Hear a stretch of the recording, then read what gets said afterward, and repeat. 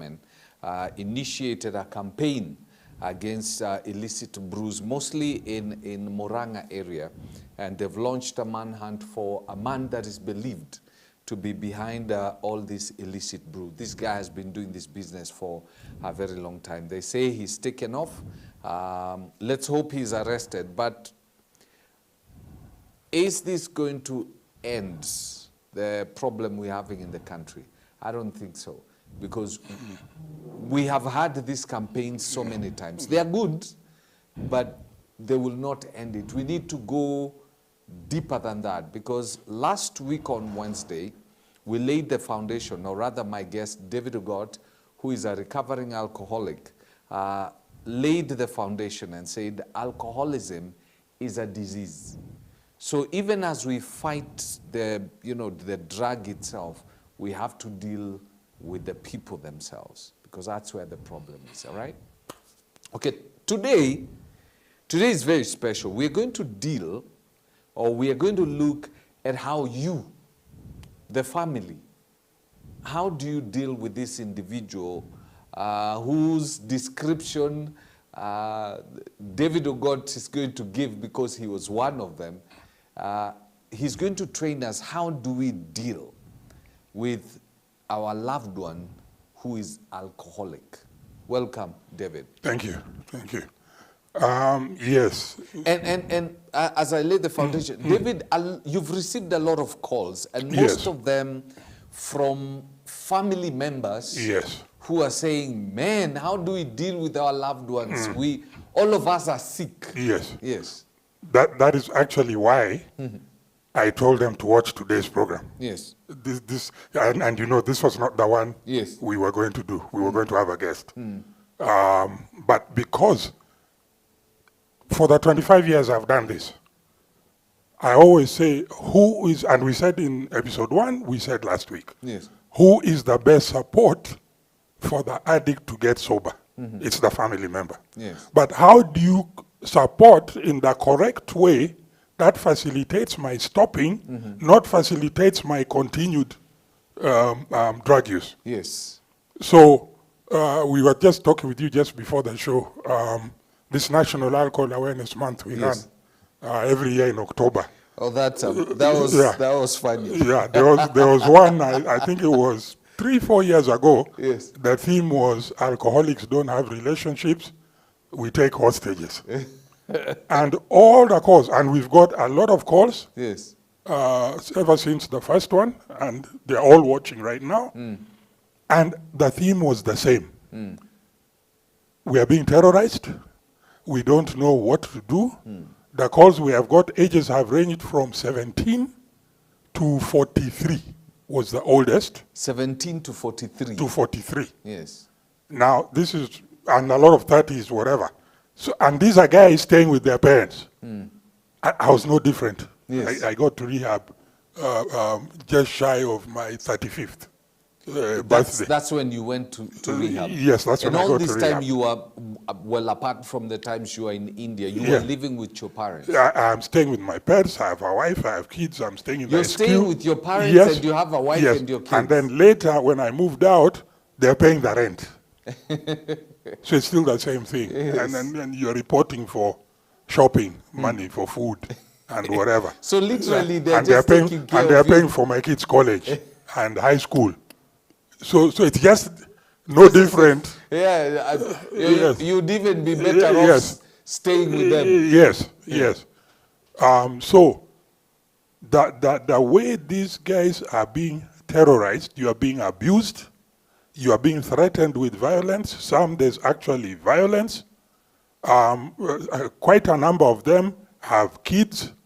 So again, no different from me. Almost, I think, 80% of them, the ones who had kids and spouses, wives, and they were all guys. So far, there's no lady, nobody who's called for a lady. Yes. The mothers were not staying. Their wives, quote unquote, were not staying with the guys. For obvious reasons. You're also being terrorized. You don't want the kids seeing this. There's violence and all this. So all of them I said, because they were saying, okay, how do you get this guy? How do we take him to rehab? I said, forget about the guy first. We know their problem and we know the solution. But how do you support in the correct way? Number one, you must know what you're dealing with. So we go back to episode 1. Episode 2, definition. What are you dealing with? So again, we'll use alcoholism to stand for other drug addiction. Is a disease. That's our definition of genetic origin, because remember we said alcohol doesn't cause alcoholism, because if it did, then everybody who drank obviously would end up alcoholic. It is certain people, we process alcohol differently, and that is due to genetic factors. It is progressive. If not treated, will ultimately kill you. And most usually not kill you through, you know, kidney failure or liver or whatever, but by misadventure. You know, you drunk driving and all this. You almost died yourself. Yes. You were riding. This guy had a motorcycle called Lucifer. Number 13. In India. Yes, a stone passed through here. Actually, that's why I grew the beard, to hide this there's scar. A scar. I can see there's a scar there. So a stone passed through here. I'd gone to drink in the morning. My lights weren't working, but I know the road. But they had dug some ditch, to, I think, to lay some pipes or something after I had passed. So coming back, so I'm carrying a lady and a boyfriend, so we are three of us, three up, and Muzingas, to now go and continue in my house. I just saw ditch. My brain just registered ditch, and then we were in it. I didn't have time to do anything. So the girl is screaming. Me, I'm thinking he's shocked. So me, I'm spitting stuff. I'm thinking it's sand. It's teeth. And then, you know, I'm doing this, you know? So I'm thinking, what's this stuck here? But this was my skin hanging, and that's why the girl was screaming. So when I realized, so I go to the hospital. Of course, because of the booze, the pain hasn't kicked in yet. So the Indian doctor is saying, stupid African, riding motorcycle when drunk. So I'm not giving you anesthesia to teach you a lesson. Yes. So he stitched me very badly and whatever. And of course, the next day I was drinking. You know, pus is coming out of here, pus mixed with the blood. Even the alcoholics, my fellow alcoholics, were saying, no, guy, no. This is too.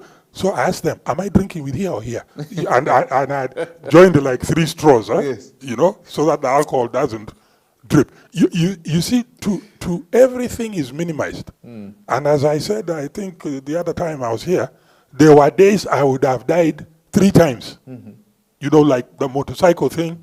And next time I'm drinking, and I'm with Lucifer, and I've been stitched and whatever, and pus mixed with blood is coming out. So something will happen, should have killed you. You don't die mid-morning, another incident, you don't die. So in the evening, if you actually, but we always minimize. We always say we have ujuzi. You see? It is later, after I left rehab, is where I was saying God had carried me to now come and do go and tell them what is. So remember I said addicts are the only guys who come back from hell. The rest, when you're in hell, boom. You go and go. There's no coming back. If it's not, it's a disease. If not treated. It'll kill you. Progressive. Okay. So, how once we are coming from that point of view, my sickness makes you sick. This is what we say. So literally, I'm drunk, and I also make the family and all those around me drunk. So you'll find people when you find somebody saying. David lost the job, and I've come with another excuse. So let's get him another job. And they're saying that boss is bad. I remember when I was about to be fired from Posta, I quit saying they don't like Luos, and I quit. and I CC'd that letter to my dad. So he got me another job. So how come you don't sit down and say, this is job number 100, business number 50, college number 10. How comes it's always everybody else is always the one with the problem, not you, not me? You see? Now, you're also drunk, so you don't realize, you know? There was a guy who traced me to the house. I had stolen the phone. so the mobile phone. So he starts banging the gate. At the end of the day, my wife called him in and asked, why are you shouting? BBC to the neighbors. What's the problem? You the phone, how much? Yeah, he has extra. And the next time my husband steals your phone, you come and tell me, don't come and make noise. Come and tell me, I'll sort you out. Yes. Now, you see, I am drunk, stealing the phones to sell, to buy alcohol, and then my wife is saying, don't make noise. Next time you see, instead of asking the correct question, why is my husband stealing people's phone? Yes. So I'm drunk, and I've made you also drunk. So starting point, one, what is that you are the best support? What are you supporting? So we are saying from our point of view, it is a disease. Now, first program is for you, the family. I think episode 1 we said detach. Detach then means I cannot manipulate you. You see, how is this terrorism being done? I'll tell my mom, if you don't do this, I'll kill myself. That won't work on my dad. He'll ask me, do you want a rope, poison, whatever. Yes. May he rest in peace. I know he's laughing up, he's watching. So, I think I gave the example, I came up with a college that I've joined a college. Yes. So we know which buttons to push because you are not detached. You are trying to figure out, and I remember I said the other time, you know, my mom would be saying, no, David is sensitive. What? So people blame themselves. Yeah? Maybe if we hadn't been so harsh on him, maybe if we had done this, he said he didn't want to go to a boarding school. Maybe, you know, so you feel guilty that there's something you've done or didn't do. That is why I am drinking the way I'm drinking. And because the stigma is so high, nobody wants to say the A word. Either alcoholism or addiction.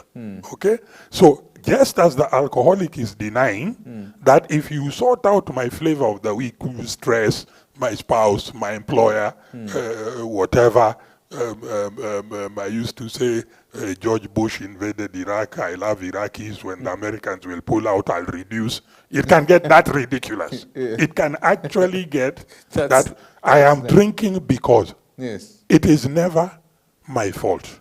Occasionally, I do something crazy, I roll the car. And I'll say, yeah, I'll be the first to say, yeah, actually yesterday was a bit much. But if my wife had, if my boss had, if my Nina hadn't done, I wouldn't have drank that much to the extent of rolling the car. So you never take responsibility? Never. So the first thing, a family... You brought it well. The first thing is know what you're dealing with. Yes. It is a disease. Yes. You're the best support system. Yes. And then you say detach. Detach. Once you how do we detach? Detaching means an addict, an alcoholic is a time bomb with no timer.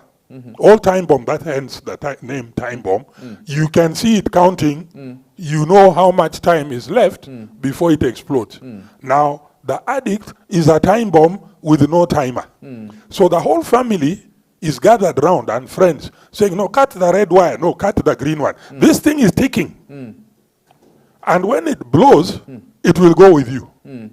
Now, detaching means, as I said the other time, I love you from afar, from a safe distance. If you explode, you're not going with me. And I gave the example of, I've climbed out on 23rd floor Nyayo house. I want to jump. Detaching is you only stick your head out and remind me acceleration due to gravity is 10.8 meters per second. If you are not detached, you are climbing out. Chances are I'll pull you back when I change my mind and I'd already stepped. You'll go and I'll still remain. Detaching is now you can't be manipulated. You have realized what the problem is. You have realized you didn't cause it. You have realized the C's we say. You have realized you can't control it. Okay? You have realized there is no cure. I am not cured. So as you are introducing me, and the viewer needs to know, Fred is purposely using these terms even on our posters so that we debunk them. So when he was saying that I was, and former alcoholic or a recovered. That then is negating relapse. And then is negating relapse. And relapse, when we were talking about that description, you now add also progressive, characterized by loss of control and relapse, and if not treated, is ultimately fatal, will kill you. Okay? So there is no recovered in my point of view. Relapse can come. I know people who have relapsed after 20 years. I know people who have relapsed after 15 years. And there are different types of relapse. So we always say, once you've had this, like I had my overconfidence, and going back to the Changa dance to save them. Hey, guys, you know what? Hey, this is the thing, you know? And within 4 or 5 days, they got me drinking. Yes. You see? So once I get, that was overconfidence, I close that window. Then you wait for the next one. And then sometimes you don't remember I told you I had been having dreams this year. Yes. Okay? Yeah. So that is stress. Could be because my dad died, other issues from the flooding last year, blah, blah, blah. To a guy who knows, who's in a program, some of the tools you are given, you recognize. My friend, watch out. Call somebody. There are people we can call who are other recovering guys. Watch out. Yes. That you know, you are leaving a window open, not bolted. So there are different types of relapse. So I and your fellow, there's no difference except I'm on a program. Now once you detach, you've seen no control is the other one we had talked. No cure is the whatever. You now the fourth C, which I added. You must now hand over the consequences of this drug, alcohol or other drug use, to the patient. Because you see, with me, I drink. The problems which come from drinking, hi, mom, dad, wife, husband, brother, friend. Yes. My job is to drink. Yes. Sorting out the problems is other. Somebody else. Now, with the detaching, what is going to result is when I go to call mom, dad, wife, husband, whoever, the number you have called is no longer in service. Then, as we say in counseling, David now will, because an addict is two people. As I was telling you earlier, all the calls we have got, numerous calls, there have been over 20, I think. They have all one thing in common, which is the same with all the calls I've got in the last 25 years. David, when he has not drunk, he's a very good guy. That is one.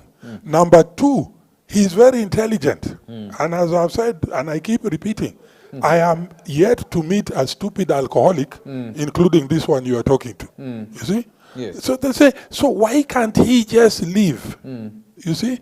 Because when he drinks, and I tell them, an alcoholic is two people.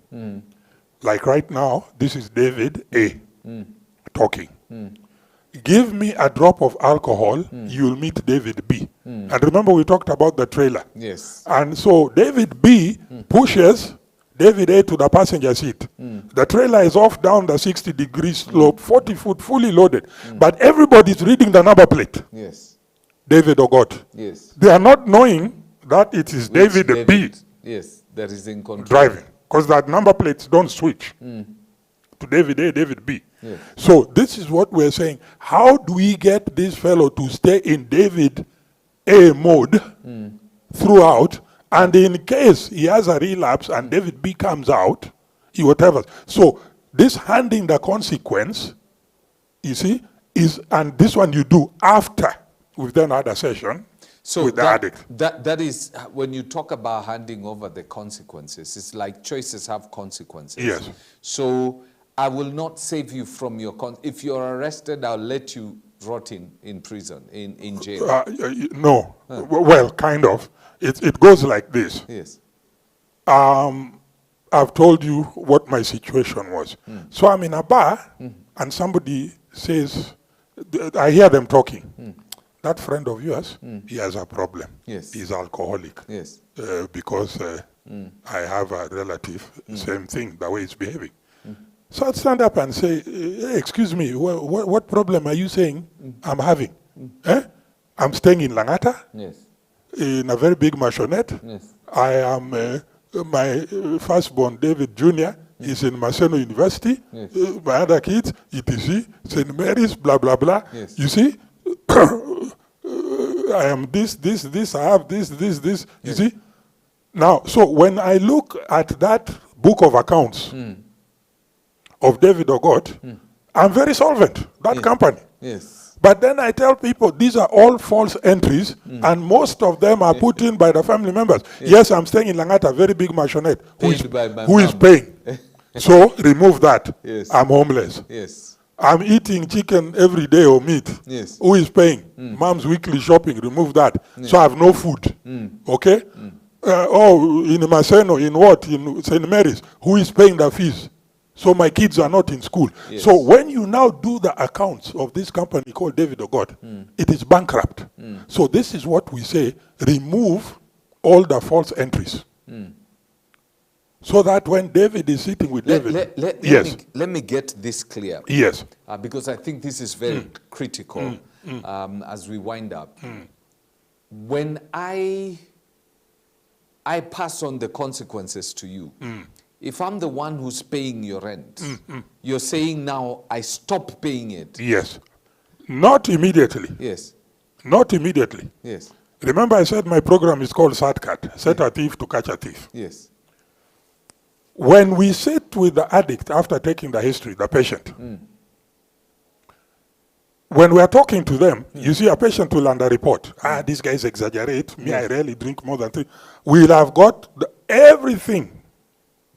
So when you are now having a session with you, we're listening not to what you're saying, but what you're not saying. And at the end of that session, I'm going to ask, so do you think you have a problem like mine?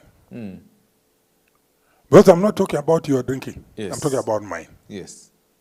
But I'm talking about mine, but you're going to hear yours. The beauty now you're hearing without resistance, because I'm not talking about you. Yes. And I always tell the family, 99% of the time, I think all the years we've done this, I don't have more than 10 people who at that session have said, yes, I have a problem like you, and to go into a program, rehab, whatever. They will say, no, I don't have a problem like you, but it's good I talk to you because now I know in case of emergency, I know what to do. But I am not like you. So then I say, okay, call in your people. We then now have a plan. A plan can be, for example, okay, you don't have a problem, go have your no problem somewhere else.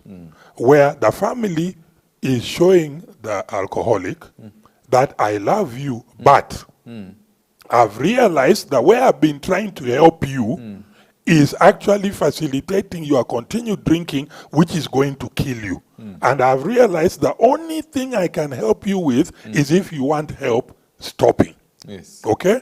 So I am going to walk away, and when you want that help, anytime, day or night, call. So you've been given 4 or 5 days, whatever it is, to go and think about it. Because you can't just talk to somebody 1 hour and then tell them yes or no, life-changing. Yes. So let them go and process. David sitting with David. On or before, let's say we give them 4 days. Let's say on or before day 4, you come and tell your family people, I have decided I have no problem. And if the plan was then, in that case, if you have no problem, pack your bags and go and have your no problem somewhere else. And we tell them, I tell them, because if the family, addicts have resentments. But you can't resent me if you just met me. Yes. What you'll eat, where you'll drink, if you are arrested, if you are sick, it is your problem. In other words, if you want to drink, that is your problem. If you want help stopping, that is our problem. Now, if somebody has not detached, and I have been told all kinds of names, you are mad. I've been asked, do you know the pain of giving birth? Do you know the pain of carrying pregnancy? You are mad. By now the family members. The family members. Yes. What are your qualifications? This is nonsense. What kind of counseling is this? If they are sick and they call, and then I always ask them, this is a fellow who disappears even for weeks. Yes. This is a fellow who, even if he comes back every day, when he's out there, you don't know who he's drinking with, what he's drinking with, what is this. So, for example, I was in India. Yes. And I survived those 4 years, shenanigans. Why am I alive today? Was it my mom, my dad, my wife, my who? Or was it God? So it's that same God who has looked after your person to the point you have reached here, where now we are talking about detachment, has not abandoned you. It's the same God who has kept him in one piece, who has brought him up to this point.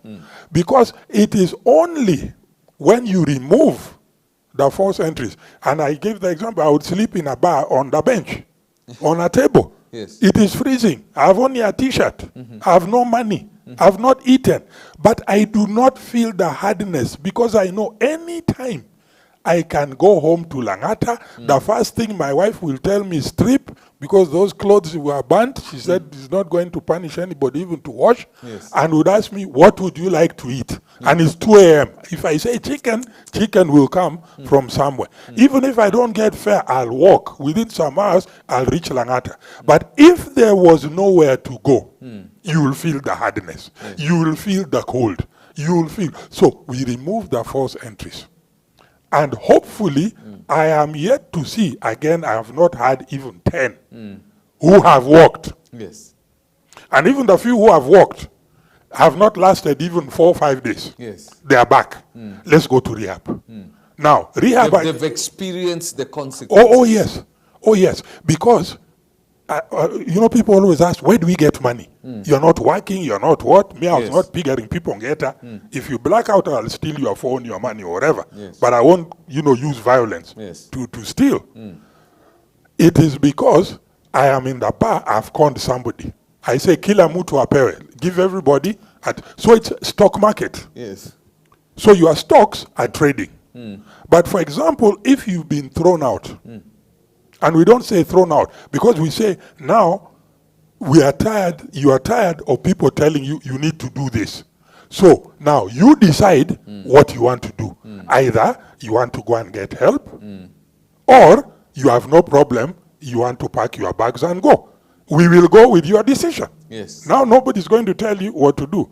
So when you have now decided to go, where are you getting money from? Because here in the house there were things you were stealing, or you were calling your spouse or your parents or whoever. So when you now sit in that bar for 2 days, you keep, guys will ask you, my friend, Kwani, I'm working for you. Yes. So you go home. That's why people say, oh, these are my buddies. These are not your buddies. That's why we call them drinking buddies. When things are elephant, you see true colors. Because me, I've come for money, I've just enough money to buy a glass kutoa lock.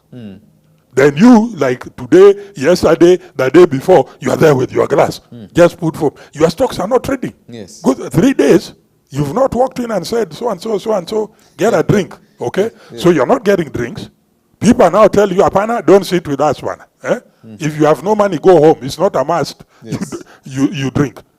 You are mugged. You've met cops. It's cold. You are hungry. You don't even have the money for drinks. Because as long as we're drinking, we don't feel the cold, we don't feel the hunger, we don't feel the what, even cops hustling us. No. So the guy comes back. Then he's saying, take me to rehab. Because in the addict's brain, I told you we are not stupid. He knows, I'll go and con even the councillors. And we are very good at manipulating even the councillors. When the family members come, oh, David is doing very well. In fact, he's in charge of the group. I follow you in the rehab. Okay? If you are not participating in that rehab, okay? So I'm not looking over the shoulders of the councillors, but I go between talking with the councillors, the subordinate staff, the other patients, and what I'm able to, and you, the way you are answering, I'm able to gauge if you are participating. If you are not, if the plan was go have your no problem somewhere else, I discharge you outside the gate and call your people. I've discharged them. No. Where you'll go, what you'll eat. If you are sick, if you want to drink, that is your problem. Because by this time, as opposed to what you asked me earlier, we have shown them what the problem is and what the solution is.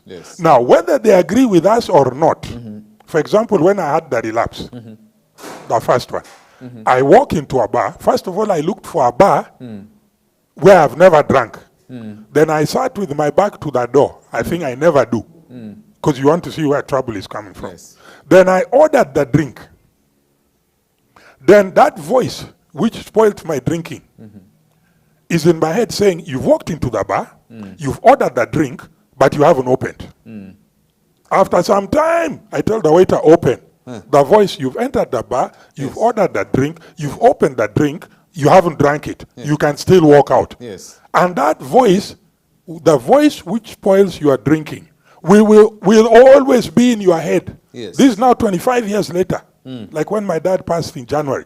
If something entered my head that I'm stressed, have a drink, the voice of the person who spoiled my drinking, spoiling my drinking means the excuses, that denial we use, I am drinking because. You have now realized you are drinking the way you are drinking because you are an alcoholic. Your breaks are gone. You're sick. Yes, you are sick. It is nothing to do with anybody else.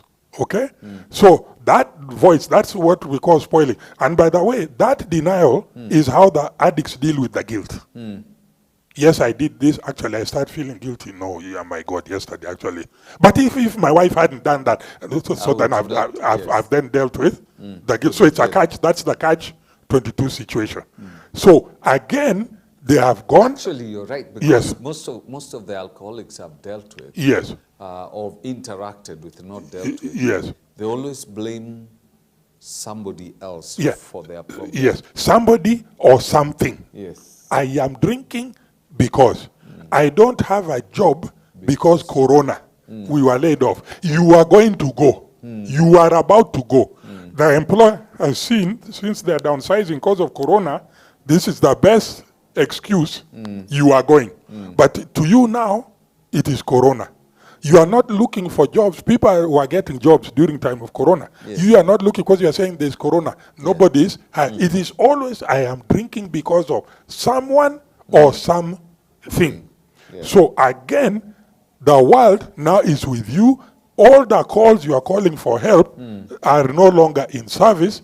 The guy decides, let me go back to the program. And then, yes, they can die. While at the... No. When now they have decided to go, they can go and drink and die. Okay? Now, I am a God, not God. There is no way you will convince an addict that they are an addict. So you see, all these guys who have been calling, how long has the problem been there? 10 years, 15 years? You are being terrorized. You are not sleeping. You have ulcers. You have blood pressure. You have... Tomorrow this fellow is sober. You'll remain with these effects throughout. So, if God is going to call him, God will call him even if he gets sober. He will get a car crash tomorrow. If he's going to die, all these times, we're outside there drinking. It's the same. So it's the same. So now, because of time, so the first thing is realize, define the problem. It's a disease. It's a disease. That's chronic, the first thing. No cure. And this is mostly for the family. Know you're dealing with a disease. So it's not, so it's not a bad person. We say do not hate the person. Hate the disease. The person is a good person. As all of you say. David is so good. The problem is when he drinks. So it's a disease. He's a very good person.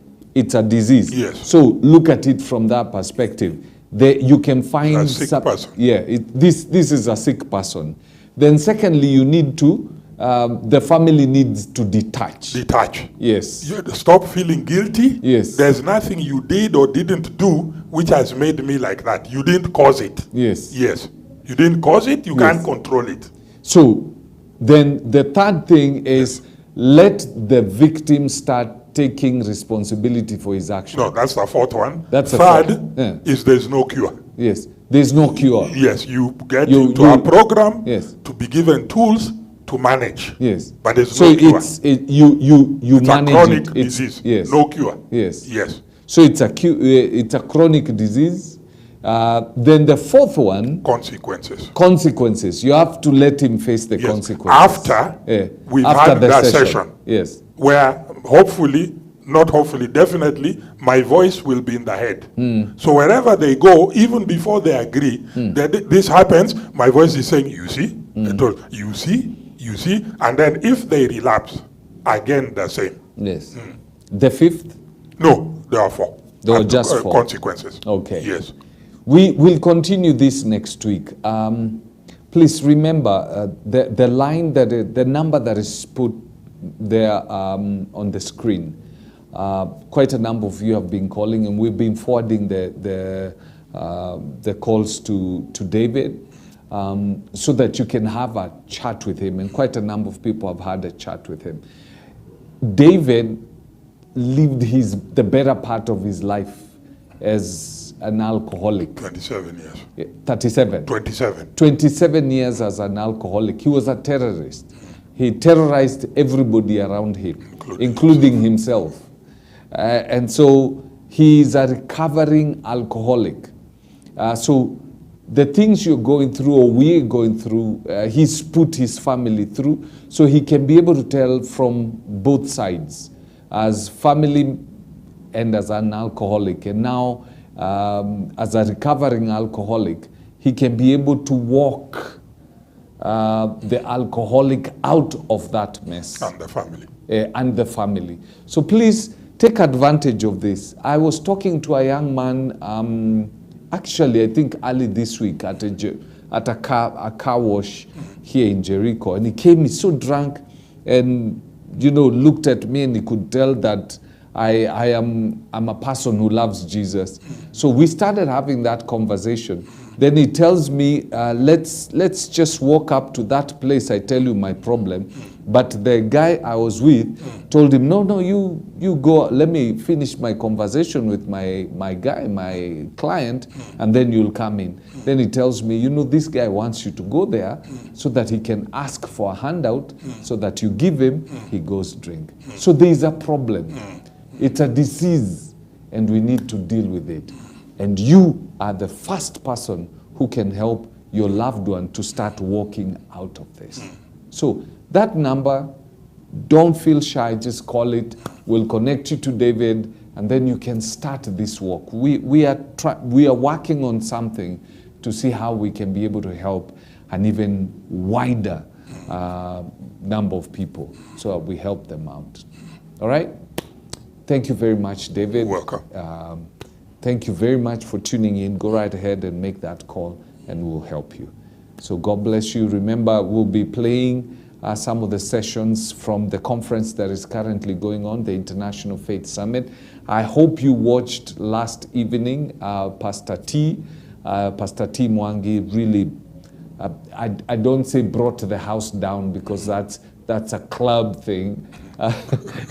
Ministered to the people, and God came and ministered to the people. So we'll be airing such sessions in the course of the day. So do have yourself a lovely morning.